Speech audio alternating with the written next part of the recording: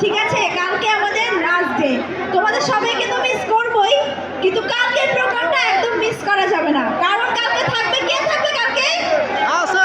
চমক কে?